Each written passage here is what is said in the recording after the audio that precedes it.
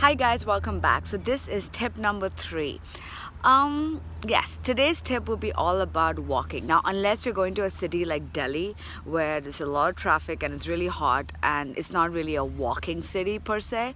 If you are going to any place in Europe, if you're going to if you're going to Copenhagen, Amsterdam, you're going to Paris, wherever it is you're going, the most important thing and the best way to see the town is by walking. Now, of course, if the town is really big and you're not the walking kind, which is, let's face it, not most Indians are, myself included, but I've noticed when I'm in Europe, I do tend to walk like 8-10 kilometers every day. And I think it's also because I just love the weather and I love that I can get around without anybody like looking at me or doing anything. But yeah, I would say the best way to see a town is to walk.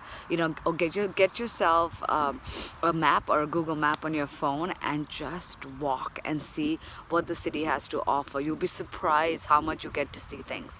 Now, if it's a city which is really big and you can't really get around, use public transportation. I know a lot of people who just prefer to use taxis everywhere, but if you use taxis, you don't really see the local town. You don't really immerse yourself in the culture.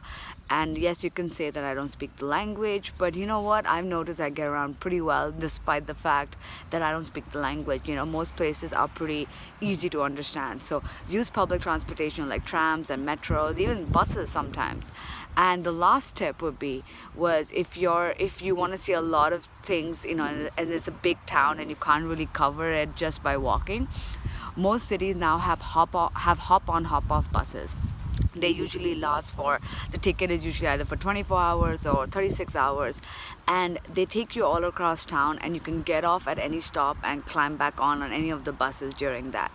I tend to use that as public transportation as well. That way you sort of, take your time and see what you want to see, but you don't have to pay for taxis or metros or whatever because it takes you everywhere and gives you a bit of a history. When I take my grandmother on tour, that's the best way to sort of show her around because then you don't have to walk everywhere or whatever. So that would be a really good option as well. All right.